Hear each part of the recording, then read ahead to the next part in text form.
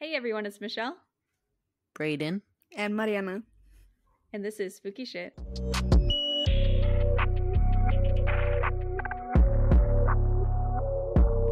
So this week we're going to be talking about some creepypasta stories. We're just going to be going back and forth per usual. Warning. This episode may contain graphic details. Listener discretion is advised. Yeah. But first... Don't do that. Wow, okay. So we have a hater on the recording today. I would like to introduce you guys that to was the best my intro. annoying 16-year-old sister, Okay. Mariana. Ew, don't say that. Just That's what I'm kidding, gonna be it's saying. Mariana. I'm gonna be struggling, yeah.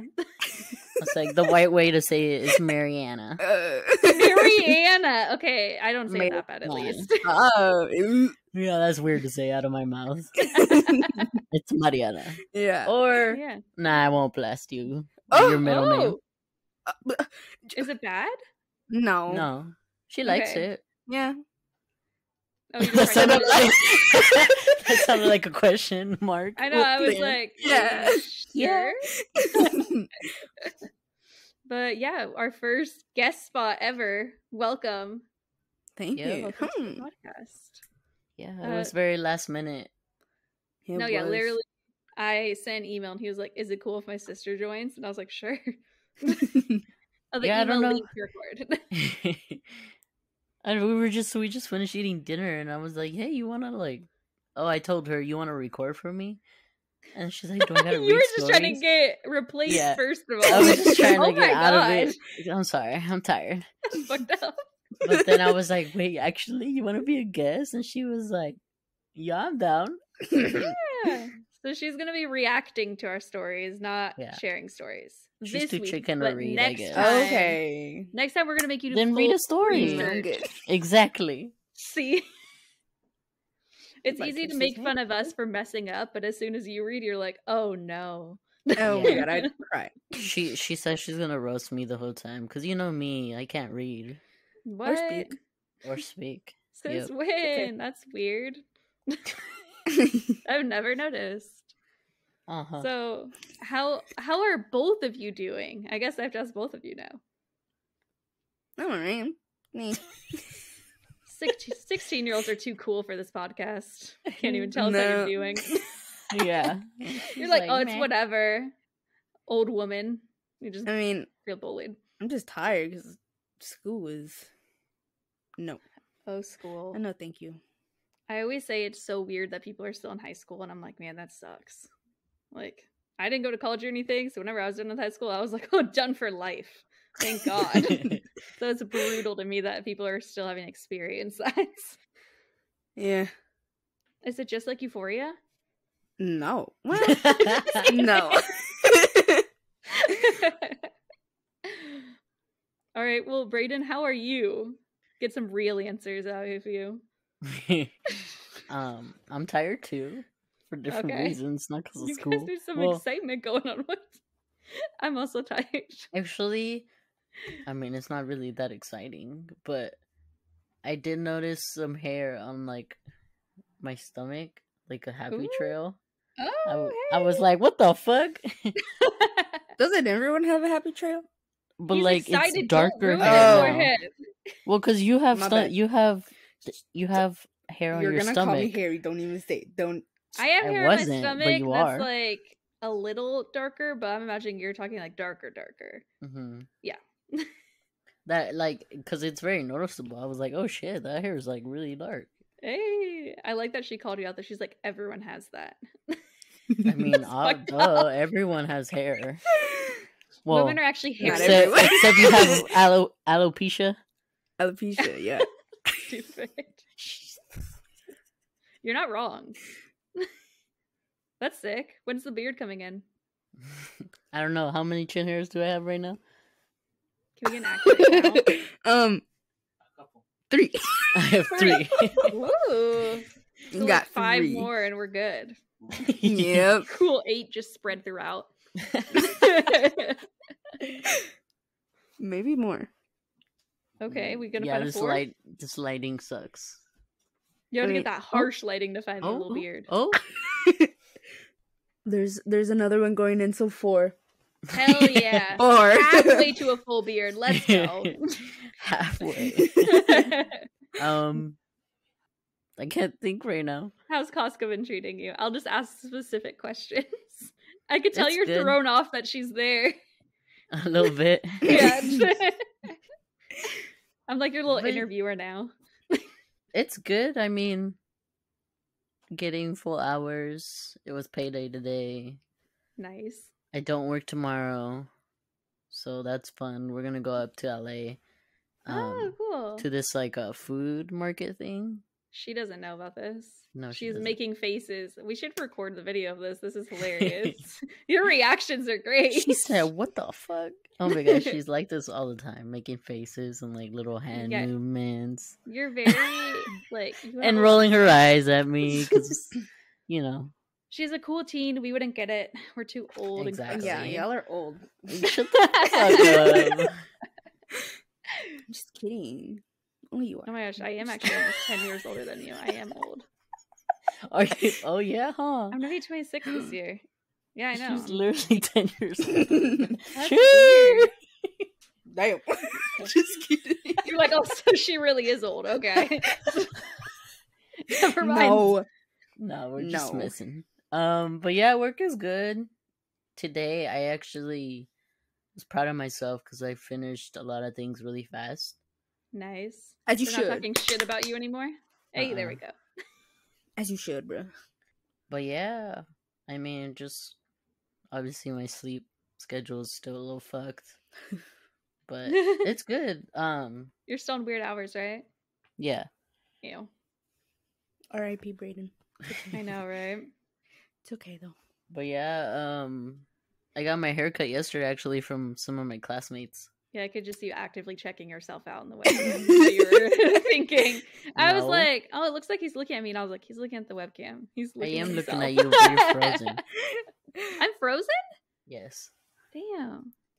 Like you just look like Oh, I'm not frozen on my screen, so that's not well. you. Hopefully I look good. I'm sure I do. Oh, Oh, there Don't you say- go. You unfroze. you're I'm not like, frozen don't. no more. Hey, okay. I was gonna say something else, but I forgot. You got your hair cut. Uh-huh. Relevant to that? No. Okay. Well, you quit barber school? What? No. I don't know. I'm just wondering. I'm trying to jog your memory. She said, "Quit that shit." What's that song from Grease? Beauty School Dropout? Could be you. Could be like that girl with the pink hair. Have you not seen that movie? Yes, Grease. Nope. Grease? Oh my god, we're old. You haven't seen Why'd Grease? you look at me like, no, I To be haven't. fair, You have? Grease. No, I haven't. With John Travolta? Never seen Grease. Oh my Okay. gosh. To be fair, it came out like 15 years before we were even born. I don't know why Yeah. I've seen it so many times. Same. We're not that old, okay? Yeah, I know, I'm it's- young, okay? Yeah. Wow, that's the first time I've made a reference and hasn't been like, what? It's so like jarring. I feel weird. She makes you feel old. I know, what the fuck? I didn't realize how old I was until I was like, I'm almost 10 years older than you. And I was like, oh, that's weird. No, I know shit makes me feel old because like she'd be using like new like slang or terminology, and I'm like, what the fuck? Ooh, resident teenager. What are the teens saying now? Honestly, they're just fucking weird. Like, I don't even use half of them because they're just like, what the fuck are you saying? What kinda is weird. what's your favorite slang right now? What are the cool kids saying? I've actually been saying this all day. It's Ooh, okay. I hope it's as funny as it probably is. probably not. But it's like, I saw it on TikTok. It's like this sound, and it goes, I fucks with these crab cakes. I'm about to tear these bitches up. It's from you've seen that show. You've seen that show. I forgot what it's called, though. Oh yeah, I definitely see. Okay, you know what? know. Why That's the evil we diabolical should- laugh. we should tell them the story that you were telling us right now during dinner. Oh, it wasn't even that funny. Honestly, I was just telling them because my friend had snapped me while I was waiting in the car with my mom for an appointment. And my friend snapped me and she goes, "Oh my God, I had just seen your brother's wife at Costco." And Brayden looks at Victor like, "You have a wife?" And I was like, I don't know. I forgot. I deadass like was so confused, and I looked at my brother and I was like, "You have a wife?" You're so fucking stupid. I was like, "How can you forget?" Literally, I don't know. It just like slipped my mind for a second. Even my mom too. Like everyone looked confused except for Alaris. Yeah. Alaris was like, "Oh, it's me." Yeah, Alaris, And then like, my got it mom, right and then away. Brayden was like, I For a literally, second, I felt confused because I forget that you're married, and I'm like, "Oh my God, yeah." yeah. But I started like You have laughing a so wife? hard, "Bro, oh my God." just because like I was like, "Your brother, really?" That's so funny. Oh my I'm like, God. "Oh wait, I'm her brother too." It's me. Oh, it was funny though. That's actually great. I like that. That was as funny as he made it seem. That was good. But yeah, I can't really think of anything. We'll see. So maybe something will come up. As it does. Maybe. How are you? I was just gonna like annoyingly say, "How am I?" You ask, but thank you for asking. So you probably all remember from last year me trying to make a stray cat love me. It's a frequent thing I do. We live near a school and there's like a colony of cats there. I'm pretty fucking sure.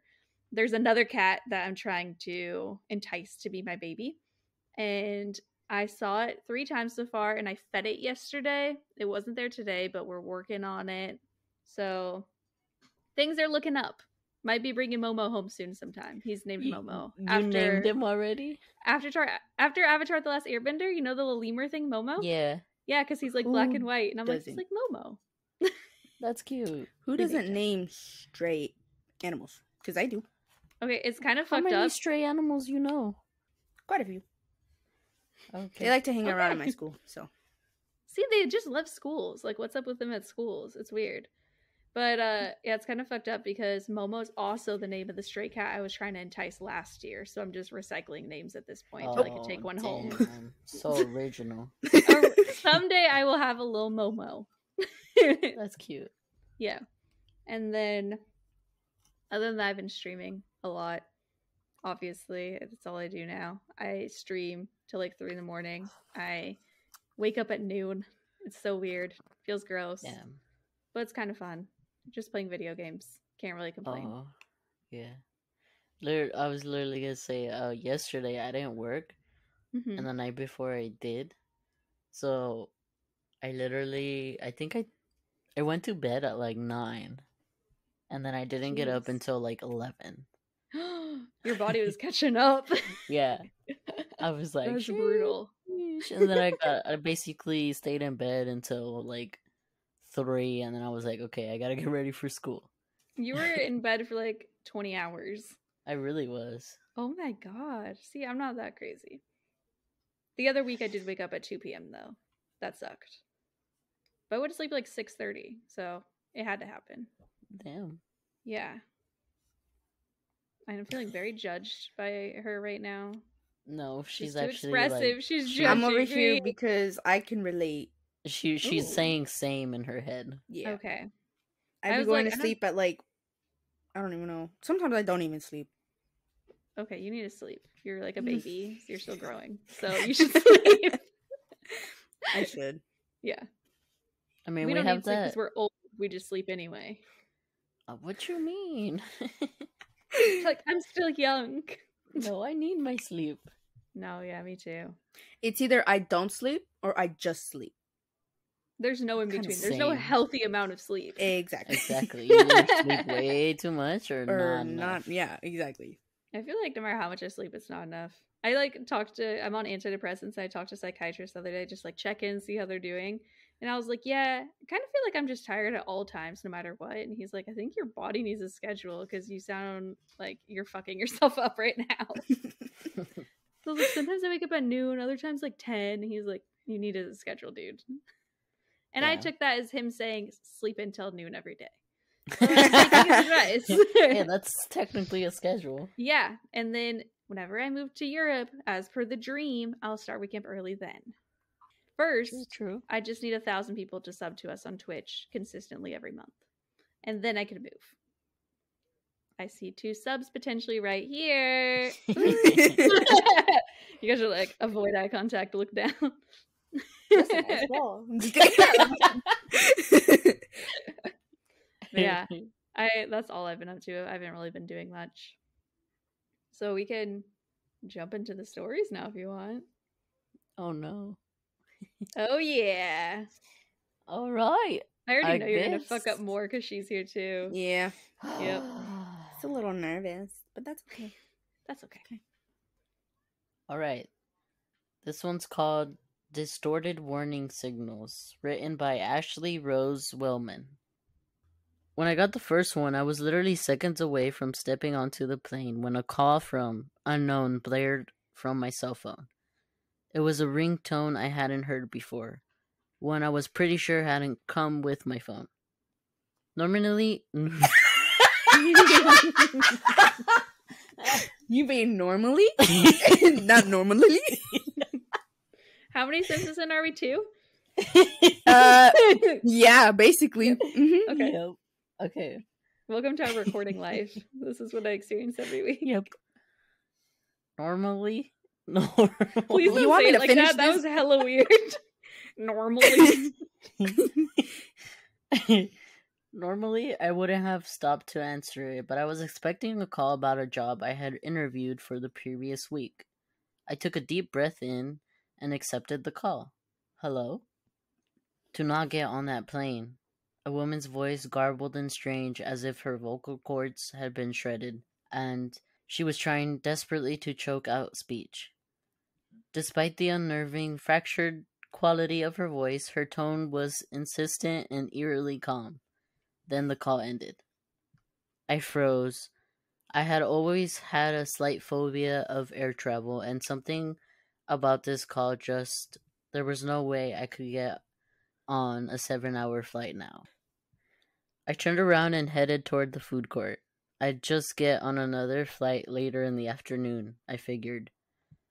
I watched from the airport Starbucks 3 hours later as every TV in the terminal lit up with the crash footage of the plane I should have been on. No survivors, not a single one. I tried to trace the call, so did the police, but there was nothing to trace. There was no evidence my phone had ever received a call around that time. They analyzed my phone records, incoming and outgoing communication to my phone. Nothing. I wasn't making it up. I couldn't have been. That wasn't the only call. Throughout the years, there were few and far between, but always right, and I always listened. Do not go on that blind date tonight. 5 months later, my would-be date was convicted of killing 4 women, all with my hair color and build. Found them in a shallow grave about 250 feet from the diner he offered to take me to. The fuck? Yeah, right? Do not drive to the concert tonight. 18-wheeler lost control and plowed into a line of cars.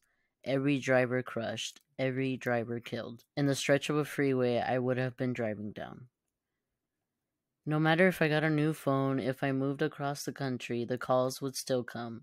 I could almost feel the presence of whatever it was, whatever it is, watching over me.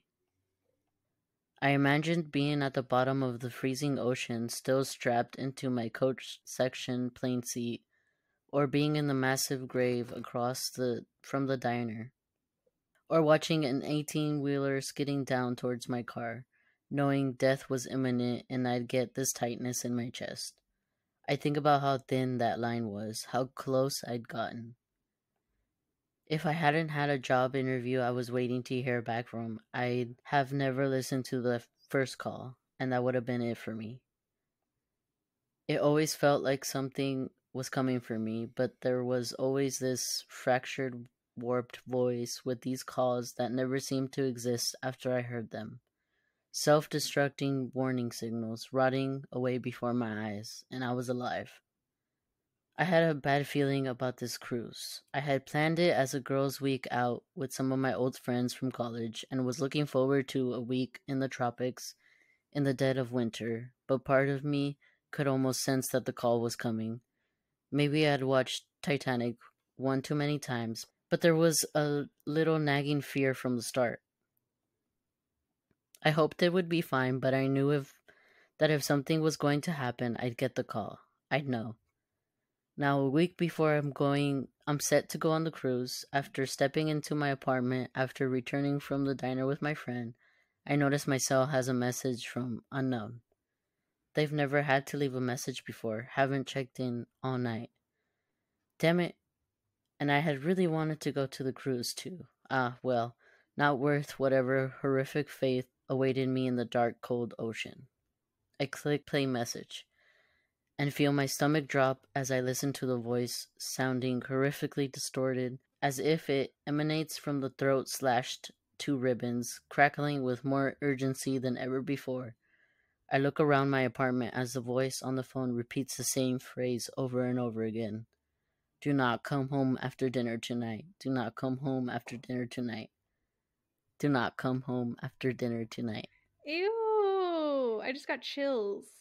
Ew. What the fuck? Bro, if you're getting warning phone calls and you're about to fucking die, who's like, I'm gonna leave my phone at home, I got tea. Like, I keep I that know. shit on me. Yep. Ew, gross, gross, gross. That is so gross. That's like some, what is it, Final Destination shit? Oh my But- god, don't even get me started on that. But imagine if that's real. How unlucky are you to be like, this many incidents where you would have fucking died? I'm like, damn. I would just never leave my apartment. Damn. That's no way to live, though. True, I was literally agoraphobic in high school. It sucked. It was not fun. All right. So my story is called I Dove to Death's Uncharted. They Should Have Stayed That Way. And it's written by Spooky Dude 43. Probably their birth name. The first thought that crossed my mind as I hit the water was how warm it was. We left for Galapagos in mid-December, arriving on site towards the end of the month. I thought it'd be cold. December has always been a time of cold nights and long snowy days for me. So when I broke the water and was greeted not by an icy wall of goosebumps-inducing darkness, but a comfortable lukewarm ocean, I was pleasantly surprised. An unpleasant surprise followed shortly after, as the radio in my ear blared to life, the voice of Anne, already grainy and hard to make out despite being only 15 feet above me, highlighting the budgetary shortcomings of our expedition. Ground control to Kappa 1. Actually, I wouldn't be ground control, would I? Since I'm, not on the ground. What would you call the boat version of ground control? Anne asked, our new radio quickly becoming a toy in her eyes. Now hang on, why am I Kappa 1? I called back into the radio, ignoring her question that I admittedly did not know the answer to. Because Kappas live in the water, duh. She called back rather matter-of-factly before giggling at her own cleverness. A splash is heard some distance to my left before the radio picks up again, a man's voice this time. This is Kappa 2, I'm in the water. Brett called out, our youngest member, though he had been with the company longer than I had. You don't need to say that, I just watched you jump in, Anne called, chastising. I know, just couldn't let you two have all the fun with the new radio, Brett rebutted, while I was slowly starting to regret our buying the thing. Alright, enough playing around, we're wasting sunlight, came the voice of our senior, Robert. He was a no-nonsense as ever, although this was somewhat endearing of him. He always kept a cool head on his shoulders and kept us focused. Jason, move into the bell. Brett, retrieve the sea scooter and join him. We want this done before sunset, Robert directed through the radio. I wasted no time, swimming over to the large device dangling from our boat by a thick metal cable. It was almost shaped like a bell, as our nickname suggested. A large bottom-heavy structure that narrowed at the top and widened at the bottom. It was around 7 feet tall and half that in diameter. 4 small round windows positioned on its north, south, west, and eastmost sides, and 1 large hatch on the bottom. As I moved to climb inside this hatch, Brett joined me at my side, using a sea scooter to catch up, its light illuminating the diving chamber in the dark ocean water. I was a little jealous Robert had chosen him to pioneer the sea scooter for our company and not me. It was a small device, no bigger than the motor of a weed whacker. At its rear were 2 handles with a small lever to pull on the right and a button for the light on the left. Attached to these handles was the motor, a loud thing, strong enough to turn the blades at the front of the device to propel its occupant forward faster than they could swim. Just beyond the propellers, right in the center, was a large light. I could see Brett's smile showing through the thin glass of his mask, and as he delighted in his new toy, and we both climbed into the chamber, sealing it shut behind us while we began to build pressure. I took a seat opposite Brett, and we could feel the chamber moving, sinking through the water a few feet at a time. It was an odd sensation. The water inside didn't jostle or move, but we could feel the world pulling upon us as we sank down deeper and deeper. Robert's voice came over the radio again, growing fuzzier, but not so much that we couldn't make it out. Remember to watch your depth gauges and don't go too deep. Those suits that NOAA lent us will get you to the vents and maybe a little deeper. Let's not find out how much deeper. Just start the entrance of the trench, leave your markers, and get back to the bell. Roger, Roger, Brett called into the radio, and I heard Robert let out a sigh. Now we started to wait. As the chamber sank into the depths, it built pressure to acclimatize us to the pressure of the ocean at our desired depth. That way we could get out, do our work, and decompress in the bell instead of doing decompression stops in open water, which is going to be nice, as decompression from this depth would take close to 14 hours. Our air tanks hooked up to the tubes in the bell, running the cord of the bell all the way up to the surface, so we shouldn't have to worry about running out of air. I stared at the depth gauge on my left wrist, watching it tick up as it worked even from within the bell, ticking past 1,000 meters already. It was nice to have such a fancy bit of hardware in the form of these suits. Our bell and scooter were as outdated as they get, and our boat was on her last sea legs. This job could have been the start of something new with any luck. It would lead to more business with the NOAA, and our little diving shop might make it yet. Suddenly, a question shot to the front of my mind, a question I aired over the radio to our captain. Why us? My question was met with silence at first, and a funny look from Brett before he spoke up. Well, because Anne doesn't dive, she mans the ship, and Robert's too old to make it down here anymore. Careful too, you know he's sensitive, Anne teased back at us, and Robert let off what could have been a chuckle or maybe a cough. It was hard to tell. That's not what I mean. I mean, why did the NOAA hire us for this? Don't they have divers and divers with better gear? Divers they trusted these fancy suits a hell of a lot more than a basically unheard of diving team? There's a long silence after this. I thought maybe he knew the answer but didn't want to say. It seemed everyone took a few moments to ponder this question, or maybe the others were waiting for our captain's response like I was. Regardless, our thoughts were interrupted by the bell jerking to a stop, causing us to swing and sway in the water before we steadied again. Brett was up first, hands cupped around his eyes at the window, searching for whatever it was we came here for. No, that can't be right, he mumbled to himself before beginning to undo the hatch. I moved to the window to see whatever it was he saw, but I saw nothing. An endless expanse of dark water lay before me, at least I think it did. It was dark and I couldn't make out that much. What is it? I don't see anything. My eyes dimmed through the window as I asked, waiting to see some colossal beast swim by or some ravaged sea life. My mind started to swim as I waited for his answer. He didn't reply. Not until he had left the bell, ducking into the water and drifting just below the hatch, floating motionless in place as he looked out at the surrounding ocean, the lights of the bell finally clicking on, revealing more of the nothingness around us. That's the problem. Check your depth gauge. And I did as he instructed, railing our depth. We were 2,600 meters below the surface, the deepest anyone had ever gone without a submersible. The vents, he started. We should have hit the floor 50 meters ago. This can't be the right place. The hydrothermal vents are gone. He sounded angry and a little confused. Robert called to him over the radio, trying to calm him down. Brett, it's a newly formed trench. The vents are still there, just moved. If you get back into the bell, we can adjust position until we find the edge. It shouldn't be more than a few dozen meters away. Brett ignored him, swimming away from the bell now. Brett, I called out. Stay near the bell. If you get lost down here, we'll net. I was cut off before I could finish. Brett starting to shout into the radio, turning his sea scooter on and propelling forward, with me following along against my better judgment, trying to keep a mental note of where the bell was. No, this is impossible. The edge isn't a dozen meters away, and there is no edge. This trench is massive. A trench this large forming and so close to land, there should have been tsunamis and earthquakes. This kind of damage doesn't just happen without anyone noticing. We were at 2,700 meters and getting deeper by the second as he searched for the ocean floor. Calms were quiet for a moment before Anne spoke up. Brett, it's okay. I need you to go back to the bell. We'll figure this out. I'm sure the NOAA have an explanation for what happened here. She spoke soothingly, and Brett slowed, coming to a stop at 2,750 meters, with me just a few behind him.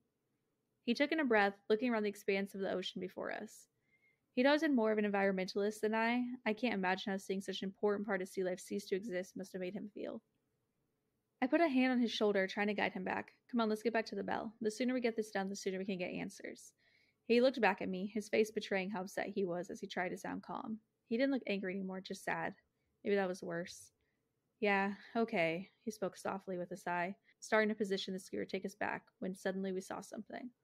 What is that? Brett asked, his tone curious as a small dark object slowly floated up towards us from the chasm below. It looks like a fish, he offered, and he seemed to be right. A small, skinny fish is floating up between us, at our legs now. Robert's concerned voice came over the radio, each word dripping worry. What do you see? Are you two all right? Anne was also talking now, her voice quiet and meek. Is there something down there with you? The fish kept on rising. It wasn't swimming, its side was facing up, tail dragging behind it, and one empty eye socket pointed to the sky, and it was covered in what looked like red seaweed, wriggling and waving in the light ocean current. It looks like a dead fish, just floating here, Brett finally answered, though his calm demeanor was broken by what I said and what we saw next. There are more, look. I pointed down, seeing dark shapes rising towards the surface from below, dozens of them. Fish, turtles, stingrays, all looking half decayed, none moving.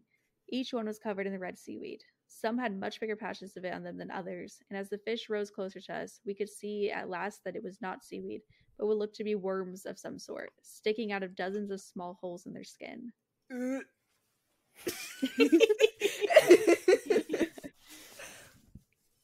They were skinny and long, each one waving around in the water as though feeling for something else to latch onto. At what appeared to be their head was a single disc-like growth, flat and skinny but relatively wide, maybe an inch and a half in diameter. Brett slowly reached towards the thing, his hand tentative, but driven on by his growing curiosity.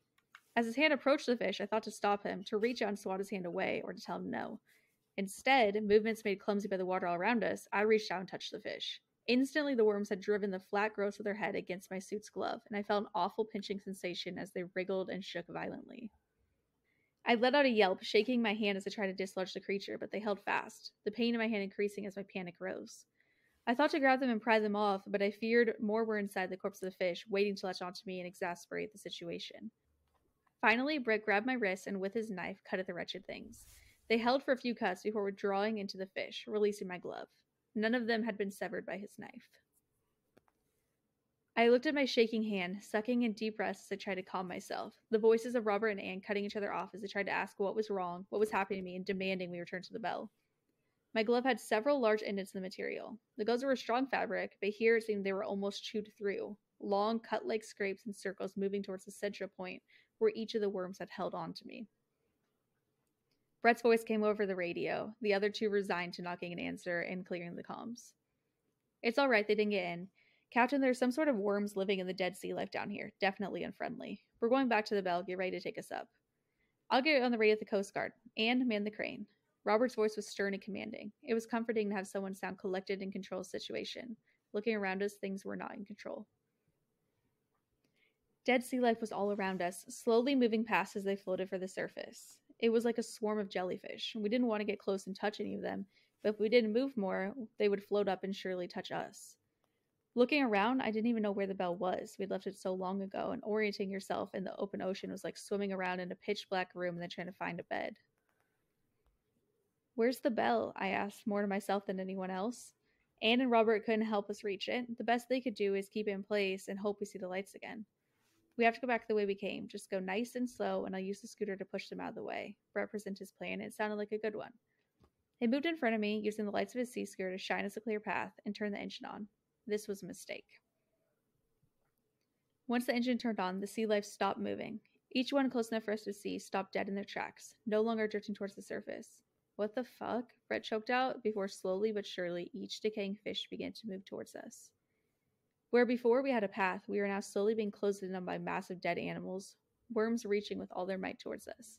Brett's voice was scared now, lacking the determination his plan had offered it before.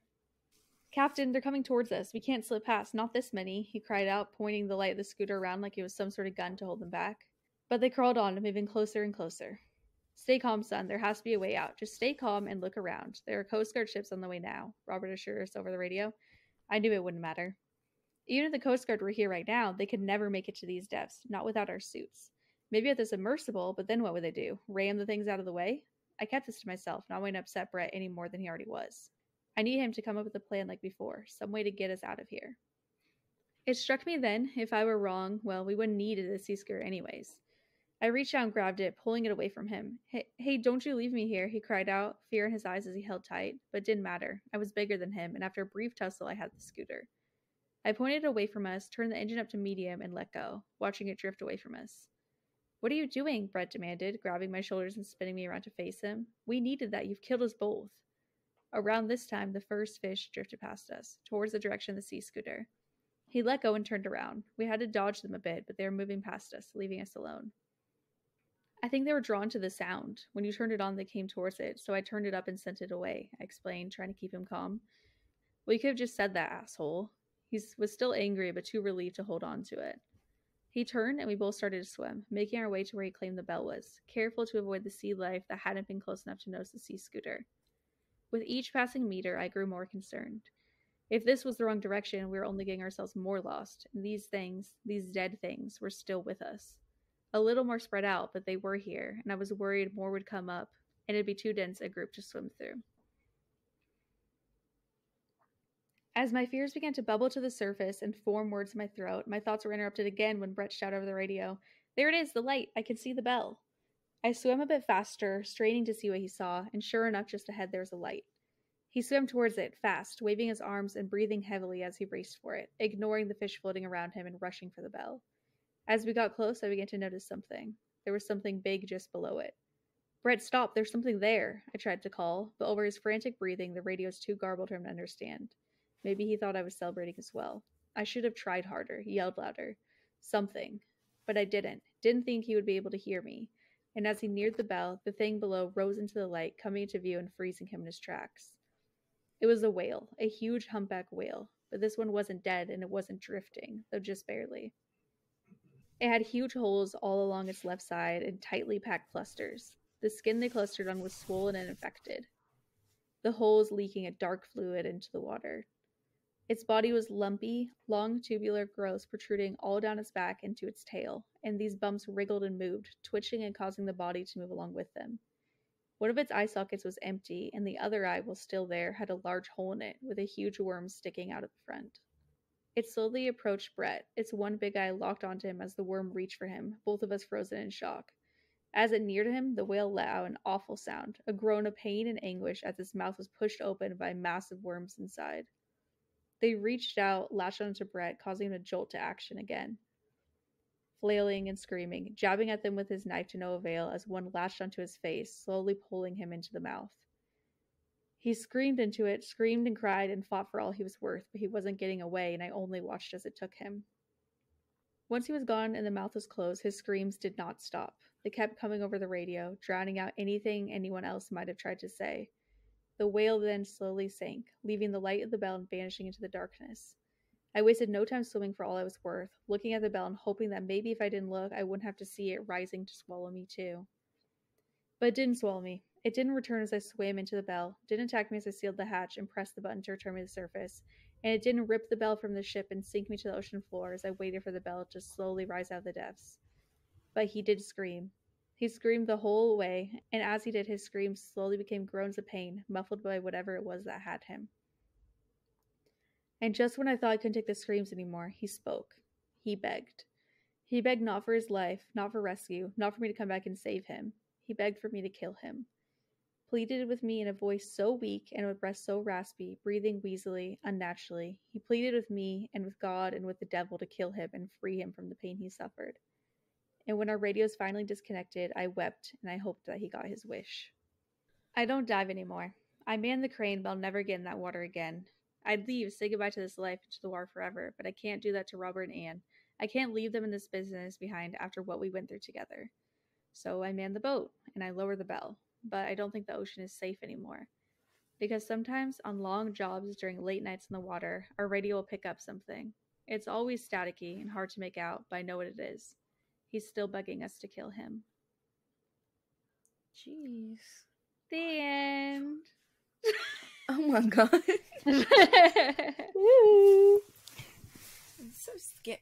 Another reason to hate the ocean. Yeah, right? That's what I'm saying. Jesus. Big facts. The ocean is just scary. Yeah, fuck Hell that no. shit. Never invite me on a cruise. Never. Ever, ever, ever. I was just gonna say we should all go on a haunted diving trip. No. You're so funny. I'm actually not down for it. What? I'll go somewhere haunted, but not the ocean. Ooh, okay. So you're gonna read this one? Okay, I guess I'll read. Look away. I'm just kidding. Everyone close their eyes. Yeah, close your guys' eyes. Go to sleep. Oh yeah, our listeners are called the little shits. The little shits. Oh my god, I love that. Yeah, So right? iconic. That's why I Well, say listen up, say, little shits. What's up, little shits? Let's She's got get a story spooky. to tell. Okay, so this story is called The Nightwalker by Stephen Allen. It was a foggy autumn night when I first encountered him. As I was driving home from my late shift at the hospital, I came across a rather unusual person. As I turned into the street, into my neighborhood, I saw a tall man dressed in a dark hoodie walking on the right side of the street. Given the area I lived in, he seemed out of place. As I passed him, I attempted to get a better look at his face, but with his hood being up and it being dark outside, I was unable to. I tried hard not to be too judgmental. After all, for all I knew, he was just one of my neighbors whom hadn't met yet. You guys. I read you this story a few weeks ago, you motherfucker. I didn't pay attention. That's so rude. You were reading it and I was like, this sounds so familiar. I'm sorry. Brayden just outed himself. Yeah, that's fucked up. It's the What one do you that they're mean? like, don't judge a book You by don't its listen to cover at the end, right? I have no idea. I didn't read it. I wasn't paying attention to her. Oh. Okay. I think I read this. Scroll to the bottom and see if it says don't judge a book by its cover. Yeah. Yeah, it is. You're really gonna read the same story. God damn it. I'm sorry. I mean, That's good. it totally like. Flew over your head. That's hilarious. Do you have another one to read? Or here, I have this one. Alright, so round 2. Let's hope this isn't another one we've read. No, I'm pretty sure you haven't read this one. Okay, cool. Okay, so this one's called Freak Next Door by Adrian Johnson. Ooh, okay. I lived next to this one kid who always had bandages wrapped around their whole head, even covering their face. I remembered his name was Wilbur, a 12-year-old boy who never left his house. He sometimes looked out of his bedroom window on the top floor at all of the kids who played outside, while Wilbur sat and watched. I remembered his windows had metal bars on them, so there was no way he could climb out of his bedroom windows. We sometimes communicated to each other by writing to each other on a piece of paper, since Wilbur can't hear me because the windows was locked. Wilbur only does it when his parents aren't around, since they're weird. They're abusive, it sounds like, if they fucking does. lock him in a room. That is... What if he's not alive? Anyways. Okay, you haven't even read this, huh? You're just going in blindly. Yep. Yeah, I read it. Okay. See, you know how this ends. Mm-hmm. Okay. Don't look at him. His mother and father were one of those parents that were insanely crazy about science and chemistry, according to Wilbur. They would stay in their basement and work all day and night, except at the times where they had to give Wilbur food daily. Now, they're not treating him like an animal. His parents are just very busy. They told Wilbur that he shouldn't go outside to make contact with anyone until his face got better. He told me that he accidentally slipped on one of his parents' chemicals, fell face first, ruining his appearance. His parents feared that he would be made fun of by the other kids in the neighborhood. I remember one time, a couple of older kids were throwing rocks and pebbles at his window, laughing and pointing at Wilbur as he looked down at them. He told me that they would do it a few times, but he's used to it. But to me, he's a great guy, and still is to this day. I have never been inside his house, but he has shown me some cool stuff he had collected, like comic books. He had loads of them, from Marvel to DC to other non-superhero comics. He was a huge superhero fan. He even said that he felt like a superhero, a normal human being who became affected by dangerous chemicals and then became a powerful superhero. He once wrote on a piece of paper and had put it up onto his window as he pretended to be a superhero. I had a collection of action figures and video games that amazed Wilbur. He told me that he had never played a single video game in his life, which was quite sad. He also told me that his babysitter took them away from him before he could play them and burnt them in front of him. That's fucked up. Fucking rude babysitter. Holy shit. know, what the hell? Wilbur had a mean babysitter named Miss Frizz-Guard? Fitzgerald. Oh. Frizz-Guard. Fitzgerald. You're now officially a host of Spooky Shit. That was good. It's because Brayden's rubbing off against me right now. Okay. Exactly. Let me move away. It's contagious, actually. It is. Oh my god. I'll be fine speaking like fluent English and then Nah. Brayden? Mm-mm. Anyways, Wilbur had a mean babysitter named Miss Fitzgerald. A tall, mean lady who never liked kids at all. This started before his face became messed up, he told me. She was basically every kid's nightmare, all of the things I've heard she has done. Miss Fitzgerald had babysat many kids before, and trust me, it was not pretty. Wilbur told me that the last kid she babysitted was a 4-year-old girl. She made her live through 7 hours of hell. Wilbur said that Miss Fitzgerald starved her and surrounded her bed with a few bear traps. And the worst thing that happened, the parents didn't even know about her deed. She would lie to them just to get paid. What the fuck? Bear traps? And Yeah. she was 4. Oh my, hell no. All those things I've heard, she is foul. Cruel woman with no soul at all, and now she had to babysit this poor guy. Wilbur was old enough to make his own decisions, except for some, but his parents apparently hired an evil witch. The parents had to go to Texas to a scientist convention, so Wilbur was left alone with her. One time, I was writing about her to show him, but then I saw Miss Fitzgerald forcibly pulling him away from the window, and that was the rest of my day without talking to him. The next day, when I looked in my window to see Wilbur, I saw someone lying down on his bed. Looking at the person's wrapped head, I banged my fist on the window, trying to get Wilbur's attention. He slowly sat up on his bed, wiping away tears from his eyes. He seemed to be crying, which gave me a thought. I had a worried look on my face as I saw bruises all over his arms and legs, and a faded dark dome purple. He went to write something down on a piece of paper. Then, as Wilbur finished writing, he went up to the window and pressed the note against the glass. What he wrote terrified me. The whole situation was still burnt in the back of my mind. Something I knew I would never forget. He wrote, "Help me."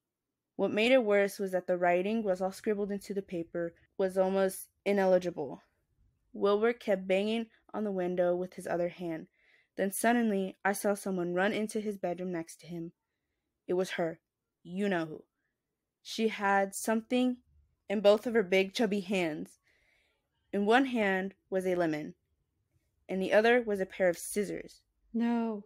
What Miss Fitzgerald did terrified me even more. Miss Fitzgerald ran up to Wilbur, grabbing his head, holding it still. I saw him screaming in pain and fear, so I knew I had to do something. At the same time, I couldn't stop watching. She used her scissors to cut open the bandages, unwrap them off his head, and threw them aside, and what I saw almost made me vomit. Something that sickened me. I was in utterly shock, looking at Wilbur's real, deformed face. His whole head was completely covered by bandages, and what was underneath I knew the purpose of. I saw his face, almost melted off, showing a dark red layer underneath. I could only imagine his face looking like a melted cheese on a cheeseburger. Wilbur's whole face, even one of his eyeballs, were burnt a little. The chemicals had messed him up really badly. Miss Fitzgerald sliced the lemon in half with the scissors, pinning Wilbur on his bed. Then she threw the scissors to the side next to the bandages and held his head still with one hand. With the other hand, she squeezed the sliced lemon onto Wilbur's head, into his eyes, onto the red layer of his face. The painful expression on his face, his loud, muffled screams, his face stinging from the acid of the lemon juice. What the fuck? What the fuck? Okay. She used the other lemon to squeeze onto his face again, torturing Wilbur with extreme pain. I decided to bang my fist on my window, which was a bad idea. Miss Fitzgerald looked over to the bedroom window right at me. I jumped back. She noticed me. She ran out of the bedroom, shoving Wilbur down as he screams in pain and agony. I knew what she was going to do, so I ran out of my bedroom and ran downstairs. The good thing about the situation was that my parents didn't know about Wilbur and the fact that they were at work for a little. I locked the front door, hoping Miss Fitzgerald wouldn't burst into my house. I looked around for the house phone, but as I was, a loud bang rang my ears. I looked behind myself at the door, noticing her red, sweaty face and her curly blonde hair. By the looks in her eyes, she knew there was going to be some trouble. She kept banging on the door, nearly screaming her head off. As I looked around for the phone, I finally spotted it, next to the couch on the coffee table. I ran towards it, dialing 911 as the sound of Miss Fitzgerald's threatening screams were heard from outside. Waiting for a few rings, I finally heard the operator's voice, the usual greetings from a 911 operator. I started explaining the whole situation from beginning to end as quickly and clear as possible. They told me to wait patiently as the police will arrive at my house soon. It took a few minutes for the police to arrive at my house. Not only did they arrive, but my parents arrived early from work as well. Apparently, they got a call from the police explaining my situation and decided to come home. My parents were extremely worried and frightened. They asked me more questions about it than the police did. I had explained everything, from being friends with Wilbur to how his parents left him with an abusive babysitter to what she tried to do. About an hour later, a police officer came to me. He had said something he wanted to tell me about the horrible atrocities that took place next door. The truth about the babysitter, the parents, and Wilbur was truly shocking. Based on the evidence they found, Wilbur's parents weren't actually his parents at all. They adopted Wilbur from an orphanage out of town, only to perform an experiment on him.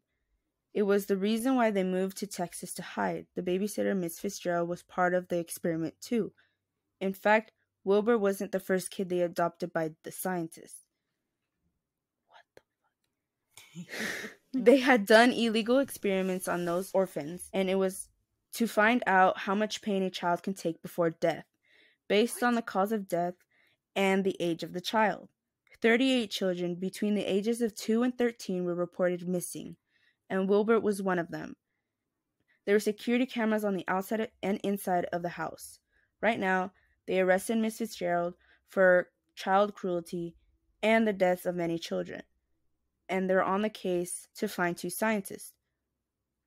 All of that, and I was friends with someone who would have been killed if I didn't call the police. Apparently, Wilbur was also trying to lie about almost everything he told me. He was trying to protect himself. He was sent to a newly trusted family, a married couple who lived out of town. Since then, I never saw him again, until now. 20 years later, I went into the bar to get myself a few drinks by myself, when a man approached me. "Remember me?" he said, that familiar man smiling at me. I smiled back, realizing how long it's been since I last seen Wilbur. In fact, he looks like a nice, healthy man now, without bandages. He was a brown-haired man with sky-blue eyes. He almost looked like a complete stranger. After that, we talked and drank a few glasses, finally speaking to each other in person. Wilbur and I knew that nobody would try to keep us apart. The scientist and the babysitter are probably locked away right now. After all, I still couldn't stop thinking of the fact that this man would have been killed if I didn't help save his life. The end. Goddamn. What the fuck? Jesus! Like, it's kind of a weird thing, but my main question is, how did his face heal from chemical burns? That is a great question. They're like, he looked normal, and I'm like, he wouldn't. Or maybe they meant healthy besides the chemical burns. Yeah. Interesting. That's creepy, though. Ew, what the fuck? You got me thinking now. They're basically just serial killers. Basically. Yeah. Oh my god. Yeah. I was like, whoa. Maybe his new family paid for it. Paid for the burns to be removed? I don't think that's Or, burns. I mean, like, for plastic or cosmetic surgery. But I mean, there'd still be like some type of deformity, you know? I do 'Cause like it's how deeply we're all thinking about this fake story. We're like, make it make sense. Yeah. This little boy. Maybe we're just overthinking it. I agree. Sorry, I started that. So next up, I'm going to be reading The Conjurer by E.J. Robinson. Twice in my life, I've wished for a magic wand. The first was 8 years into my marriage, when our heart-wrenchingly tender obstetrician told us there was nothing left to try. I never shared my husband's fascination with magic and conjuring tricks, but at that moment, hearing that news, I wished for a wand to magic up our longed-for baby. Conjure the missing piece of us. But there were no wands, and there was no magic. There was nothing we could do. Everyone told us this. So, when I fell pregnant out of the blue the following year, I marveled over how such a miracle had occurred. Fate, divine intervention, plans aligning? Well, David knew exactly where his faith lay. I'm telling you, Mama Bear, he said, touching his fingertips to my belly. This kid's magical. Fate, God, magic, I didn't care what he called it. I exulted in every terrifying moment of my glorious pregnancy. We had a healthy boy and named him Danny. As soon as he could hold a wand, our son wanted to be a magician. David bought him a magic set when he was 3, and we played the captive audience to his one mini-man shows. As the years passed, even David couldn't work out how our boy pulled off some of the tricks he showed us. I joked it was the day Danny wanted to saw one of us in half that we'd need to worry. Everything about those first 5 years of Danny's life, our life as a family, was magical. If something had slithered onto my shoulder to whisper that my husband had only 7 months to live, I would have laughed. So help me God, I would have laughed. But David collapsed one ordinary blue Sunday morning, and the future was shattered with a single word from the mouth of a stranger. Terminal was something he went through at an airport. It couldn't have anything to do with the body of my husband. Danny was not yet 6. How do we tell him? I asked David as we stood brushing our teeth the first night we knew forever was fragmenting. How do we tell him you're going to leave us and it's forever? We stared into one another's eyes in the mirrors, as though the ghost in the glass might tell us what to do. In the end, David spoke to Danny on his own. Us boys are going for a walk, Mama Bear, he said, taking Danny by one hand. Guard the castle for us. I watched them walk out to the garden, the difference between their heights seizing my throat. That was the second time I wished for a wand, to magic away the present horror and the future pain. But no spell caused the lumps that rose beneath David's skin. No enchantment lay waste to the body I cherished. I couldn't magic my husband better. I could only watch as the essence of him retreated and retreated the windows of his eyes to a place where I couldn't follow. After David's death, unpredictable moments pulled me to my knees. A man passing who smelled like him, a voice speaking in similar cadences. Behind such nothing moments, my husband's absence reared up to sucker punch me in the gut. If I hadn't had Danny, I wouldn't have made it.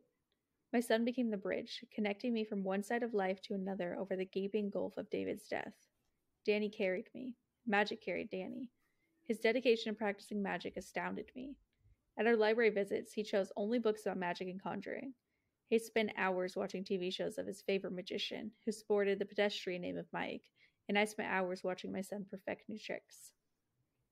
A few months after David's funeral, I passed by Danny's room with a load of washing and spotted him sitting, wand in hand, whispering to the photograph of David by his bed. "What you doing, bub?" I asked. Danny turned to me. "I'm telling Dad about the trick I'm working on. It's a present for you," he said, pulling the photo to his chest in a simulation of an embrace. I dabbed the corner of one eye with my shoulder and nudged to the door to walk over to my son and kiss his head. "Daddy would want you to keep doing the things you love, darling." Whilst I worried about all the time Danny spent alone, I reasoned that children, like adults, needed time to deal with loss in their own ways, so I left him to it. I believed I was doing the right thing. But as the weeks ground by and Danny's chats with his father's photograph showed no signs of waning, I felt some facts needed checking. "Danny, you do know that Daddy died and went to heaven, don't you?" "Yes, Mama." "You know that heaven is such a nice place that no one who goes there wants to come back?" "Heaven can't be that nice for Daddy. We're not there." "We'll go there one day and see him again. We just have to wait a while." "I know." "Mama?" "Yes, Danny?" "While we're waiting, you should get a boyfriend." Oh. Okay. Wow, okay. I know.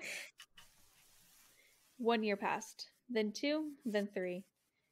Danny settled into primary school and I went back to work, and a different kind of future stretched before us. A different kind of future required a different kind of man. I liked Joe for the things that made him unlike David. He believed in eating meals around a table with the TV off and in giving logical answers to fanciful questions. Only when I'd been seeing Joe for 4 months did I introduce him to Danny, as nervous as if arriving for a blind date. But my son had been waiting for me to bring another man into our lives, and he welcomed Joe into the house like all his Christmases had come at once. Joe knew nothing about magic or conjuring, and so Danny had a fresh and willing audience to show off his repertoire to. Sitting on the sofa, Joe and I, watching Danny swirl his wand and swing his cape, it was almost the same. Almost. One evening when we were alone in my bedroom after Danny was asleep, Joe stood by the bedside, rubbing the back of his neck. "Stop me if I cross the line here," he said. "Okay." I rearranged the duvet around me. "I'm not sure about some of those books Danny reads." "What about the book Danny reads?" "Don't you think," Joe sat on the edge of bed and touched my hand, "some of them might take the whole magic thing a bit too far?" One looked a tad occult to me. I slid my hand away. "You think Harry Potter is a cult?" "Kids having lessons to harness dark arts. What's not a cult about that?" "My 8-year-old son is not harnessing the dark arts. I'm just saying, you don't get to say you're not his." I stopped myself, but when Joe climbed into bed, he turned his back to me. I wouldn't apologize. I couldn't. I liked Joe. In time, I might love him, but he would never be Danny's father. He knew it. I knew it. Danny knew it. 2 weeks before the 3rd anniversary of David's death, Danny came home from school, effervescent, and presented me with a letter. Mike the Conjurer was performing a show in a little theater in London, and Danny, along with 39 other children, were the competition winners invited to attend. "I didn't know you entered a competition, darling," I said. "We all had to do a magic trick in front of some teachers at school. That's what I was practicing all the times you were telling me to not be by myself so much," Danny said, grinning from ear to ear. "Gosh, well done, sweetie. So can we go to the show, can we?" "Of course we can go. It's your prize, my love." It fell, I noticed with the tug, on the date of David's anniversary. Danny had passed no comment on this, and I wondered if this was the beginning of David vanishing amongst other figments our son would soon associate with childhood. If, like Santa Claus and the Tooth Fairy, David was destined to be shelved amongst childish things. "I get 3 tickets," Danny's cheerful babble permeated my sorrow. "Can Joe come too?" I brushed my aching eyes and smiled at my son. "Let's ask him," I said. I phoned Joe and told him to save the date. I heard his smile through the speaker. When the day arrived, Danny sat strapped into the backseat of the car, clutching his wand, sunny with pride that adults were having a night out because of him. He'd insisted on carrying a picture of David in his pocket, and gratitude filled me, seeing the significance of the day wasn't passing him by just yet. Daddy loved magic. He'd like to be coming, he chattered as we drove to pick up Joe. "Yes, I'm glad we're doing something today that Daddy loved so much." "I'm not sure Joe will like it." I laughed. "Well, Joe doesn't like magic the way we do, does he? Maybe this is the show that'll change his mind, Danny boy." I turned onto Joe's road and tooted the horn outside his flat. Joe emerged and hurried towards the car, beaming. "Hello, you two." He slid into the front seat and leaned across to kiss my cheek. "Danny's excited we're all going out," I said. "Aren't you, Danny?" "Yeah," Danny said. "Thanks for asking me, kiddo. Any new tricks up your sleeve?" said Joe. "I'm working on one at the moment. Maybe you can show it to me later." Danny chuckled like a toddler in the back seat. "I'd love to," he said. My son the show-off. We reached the theater, parked, and joined the throng walking to the Coliseum. Inside, the foyer bustled with parents accompanying children dressed in capes. Joe bought he and I a glass of wine and a bucket of popcorn for Danny, and we made our way into the hazy auditorium to find our seats. Danny perched between us, the popcorn bucket balanced on his knees, waving his wand like all the other little conjurers. Joe looked over my son's head at me and smiled, and I loved him for a moment, just for a moment. Then the lights went down. A low hum vibrated from the speakers. Children giggled. Time ticked. Then, with a burst of confetti and a flutter of flashes, Mike materialized mid-stage, white glove hand raising and greeting as Danny and the other children erupted into hysterics at the sight of their hero, swathed in silver cape and purple star-plashed suit. "Good evening, boys and girls, ladies and gentlemen, and welcome to the greatest show on earth." Music struck up from the pit in a blast of pianos and brass, and Mike flowed across the stage, gloved hands up where we could see them, demanding our gaze. The communal enchantment being woven over the crowd drew me in. Mike swept about to the music, making crystal balls levitate, pulling a watch from behind the ear of a little girl in the front row, and tossing silver wands out to the audience. Joe lifted Danny, whose face was on fire with joy, to help him snatch a wand from the air. Another boy was lifted on stage, where Mike had him wave his new silver wand over a top hat, and then the white rabbit Mike had lowered into the hat popped out again, no longer white but brown. Ta-da! Mike the Conjurer flourished the hat and presented its empty black image to the audience. I gaped at Joe as we joined the audience in rapturous applause. "Bag under the table," Joe mouthed. David had never been so cynical. The music shifted through various classical pieces. Mike's choreography went oohs and ahs from the crowd. I watched through rising tears. How many hours had our Magic 3 spent watching Mike perform, snuggled together on the sofa? David, why aren't you here? Finally, the Conjurer thrust his cape behind his shoulders and faced the audience center stage, mopping his brow with a star-specked handkerchief. For my next trick, Mike scanned the auditorium, swirling his wand in circles, I need someone special. Danny leapt onto his seat, both hands in the air as other children followed suit, but Mike stalked the stage behind the footlights. Me, pick me. Joe and I leaned away from Danny as he screeched. Still the wand swirled. Danny wrenched Joe's hand into the air and waved them both, mania in his face as, with a swoop and a flourish, Mike's wand jerked to a halt. Joe's eyes rounded in surprise as the spotlight lit up he and my boy in its silver beam. Ladies and gentlemen, boys and girls, we have our next volunteers. Give them both a hand. Danny pulled Joe to his feet and dragged him towards the stage as the white noise of applause rose around us. Joe looked back at me, grimacing. Thrilled it was him and not me, I motioned him on with genuine enthusiasm. They were led on stage, Danny bouncing on his toes and waving in the direction of where I sat, and looking breathtakingly, devastatingly like David. A long black box on wheels with loose hanging straps was rolled out from behind a red curtain by 3 beaming women, each with a sheathed sword strapped to her back. Danny jumped up and down. Joe clutched his head with both hands. Mike went down on one knee beside Danny. What's your name, young magician? Daniel, and this is my mom's boyfriend, Joe. Wonderful to meet you, Daniel. Hi, mom's boyfriend, Joe. Daniel, do you think Joe would be up to helping us with a little trick? Danny shrieked eager assent, causing a cheer of agreement to rise up from the children around me as the woman rolled the box to a halt beside them.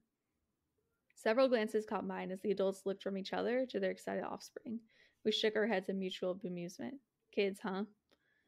With a dancer's grace, Mike opened both ends of the box so the audience could see down its length and invited Joe to do the same.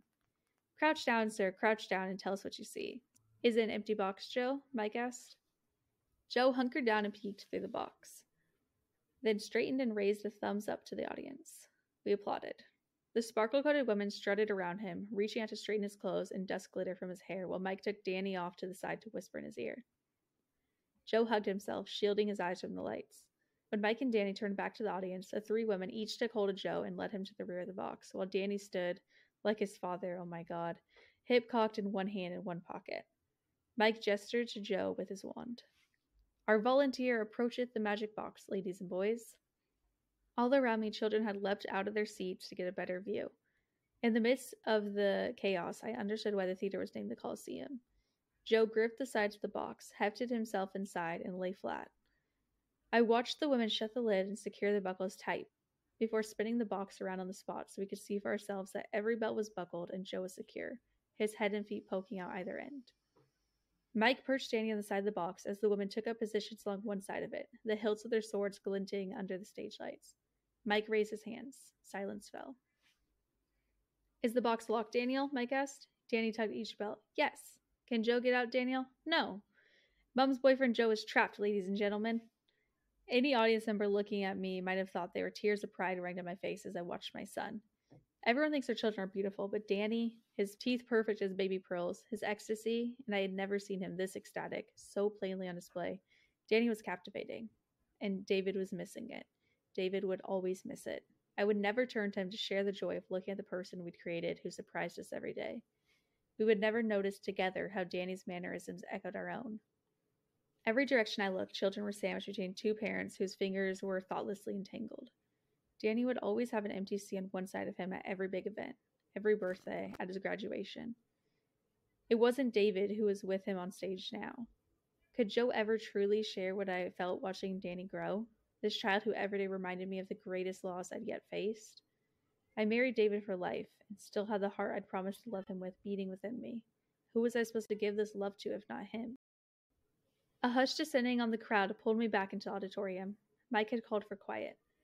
There was a flourish of drum rolls. One of the women saw shade to Danny's side, eased her sword from its sheath, and presented its sparkling tip to the audience. The drum roll grew in volume and it grew in speed until, with a clash of cymbals, the woman thrust the sword through the side of the box, tearing a gasp from the audience. I winced at the sight of Joe's face scrunching.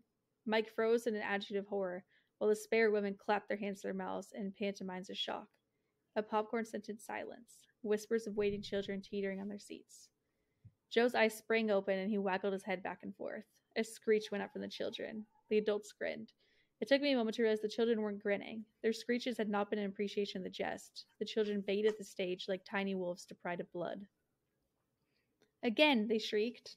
A tremor passed through me at the little milk fangs they bared as they lashed and pointed fingers at the stage, yelling. Mike waltzed around, riling them up. Is that again I hear you cry? Yes. Glove hand cupped to an ear. You want more? Yes. Why then, drum roll. Drums rolled. Beneath Danny's knees, Joe played dead. The second woman walked to the front of the box, unsheathed her sword, and showed the tip of it to Danny, who tapped it before nodding at the crowd and sucking his finger. Ooh, sharp. The crowd cheered, the drum roll intensified, then the second woman thrust the second sword to the box through Joe's thighs to a crash of cymbals and the thud of Mike dropping dramatically to his knees. The same expectant pause, then the same jeer from Joe as he came alive again, waggling his feet and sticking his tongue out at the children.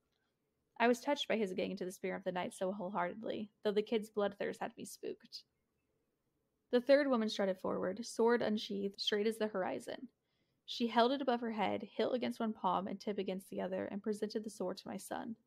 I sat up when Danny took it. The woman lifted him and stood him on the small table near Joe's head.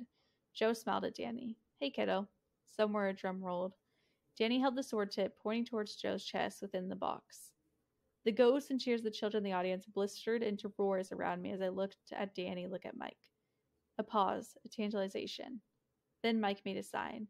But Danny did not thrust the sword into the box on key as I expected. Danny clenched the sword in both hands, raised his arms above his head, and plunged the weapon into Joe's exposed throat. Perhaps for some audience members, Joe's reaction was immediate. For me, it hung for a moment, a drop of blood easing from a pricked finger. I waited for the clash of cymbals, the trumpet, ta-da! I waited for Joe to laugh and stick his tongue out at Danny as he'd done before. Joe didn't. He started gurgling. I saw my little son lean his weight against the sword's hilt, and Joe's jaw stretch wide as he let loose a sound I'd never heard before. The women on stage huddled together as Mike's animated hands fell to his side, and they stared at Danny standing over Joe. Danny's lips were moving. A bubbling sound edged Joe's screams. Parents stared at each other, unsure whether to believe their eyes. I tried to think straight, but my thoughts veered off track in the direction I didn't send them. I wanted to run them to the stage, but when I tried to move, no muscles kicked into gear. I felt unbodied.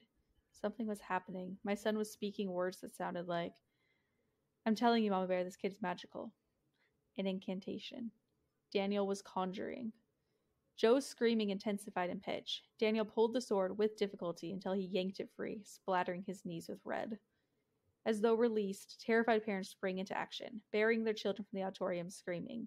Some children remained, those whose parents were frozen in shock.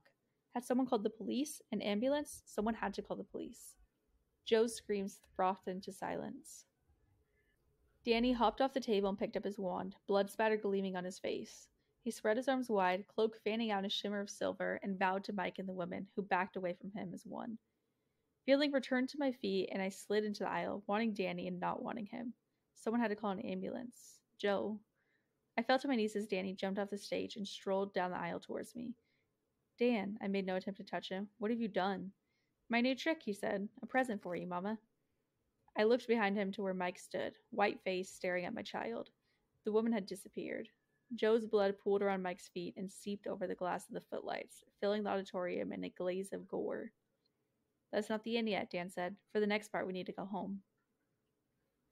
Daniel chattered in his seat behind me in the car as though nothing out of the ordinary had happened. It might have been paint on his face, and I picked him up from Craft Club. The car reeked of blood. Can we go faster? Danny asked. I want you to see the surprise.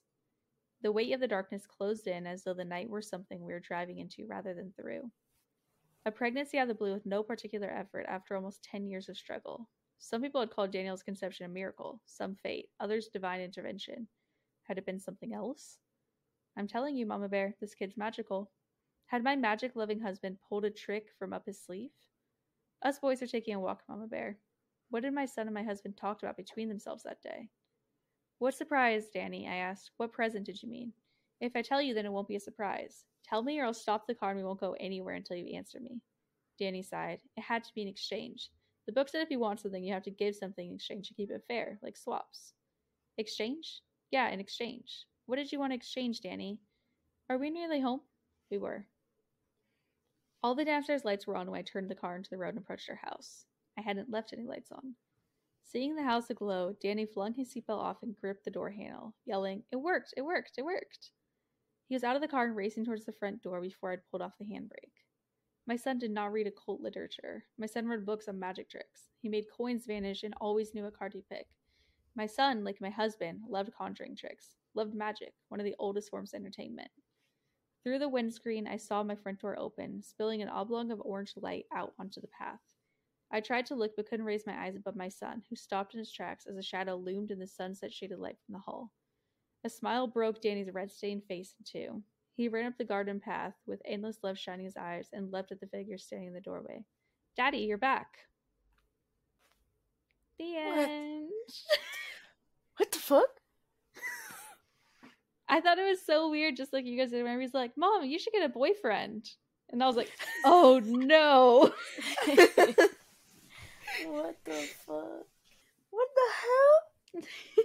What the crinkle jail? Wow. Okay, well, I think that's it for our episode this week. Thank you to our guest for joining us and for reading a story. Yeah. Although I stuttered a lot. It's okay. I'm proud of you. You did it. It happens. We'll cut it Now out. you know. No one will even know. Everyone will listen to this and be like, "What stutters?" Thank you. Yeah, you can come back anytime. Oh my god, yes. Yay! We'll make you research next time. Okay. More homework. Okay, you know what? Maybe I don't want that anymore. Oh, suddenly I'm busy. Yeah, I got a lot of homework to do. Actually, me too. Can you just find a different co-host, Brayden, for a few weeks? Or... What? Yeah, do you guys have anything you'd like to add? No. So no. Okay. Well, if anyone wants to email us, you can at thespookyshit.pod@gmail.com. Our Twitter and Instagram are spookyshit_pod, and our website is spookyshit-pod.com. Thank you all for listening, and we'll catch you next week. Okay,